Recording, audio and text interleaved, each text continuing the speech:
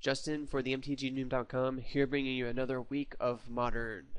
I'm doing things a little differently this week. Instead of doing a conclusion video and an introduction video, I'm going to be doing one introduction video that talks about the deck, but it's also going to be a conclusion as well, because I'm going to record it at the end of the matches and tell you how it went.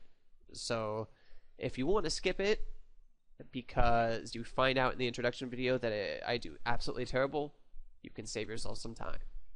But it didn't turn out that way this week. So we played Boggle Enchantments. I know I promised you guys Death and Taxes, but I'm going to wait a little while longer or just put it off for now. It's a fairly in-depth deck, and I want to be able to understand the intricacies on how to play it well before I actually jump in and show some matches.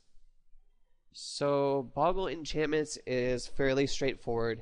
You're playing a bunch of hexproof guys, like Glade Cover Scout right here, or Slippery Boggle, which is what the deck is named after. Let me actually pop out my little card window.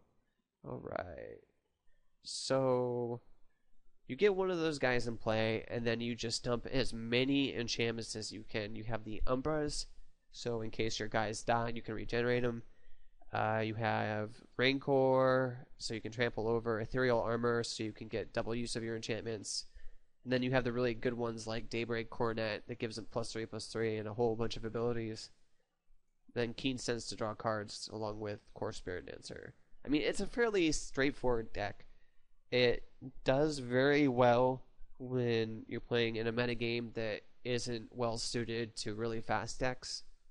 So there was a while not too long ago when people were citing Tempest of Light, but that's kind of stopped now. So it is actually not a bad time to play this deck. Mana base is pretty easy, it's just green and white lands.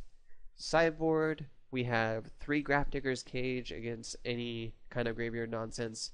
Nature's Claim to kill artifacts and enchantments. Some extra pass, we're only playing 1 on the main, but we have 2 extra in the sideboard in case we need them. Then we're also playing Stony Silence for Pod or Affinity, and Suppression Field, which I thought was kind of an interesting choice. And that can be used against Twin. And it ends up working out very well because Twin is probably one of the weaker matchups for this deck. Because you don't have a lot of interaction and they can just blow you out of the water. So this week we did pretty well. We ended up doing 3-1, which is kind of funny because I was testing earlier with American Control and I was just getting my ass spanked by that deck. I think I went 0-3 or 0-4. I played against Scapeshift 2 or 3 times. Then I played one mirror matchup that was playing Isochron Scepters for Lightning Helixes, and I didn't do very well there either. So that is another deck that I'd like to show sometime soon is American Control, or start getting into some more control decks like Rug Control, but that's a little bit down the line. So please enjoy the matches this week, and I will see you guys for Standard on Thursday.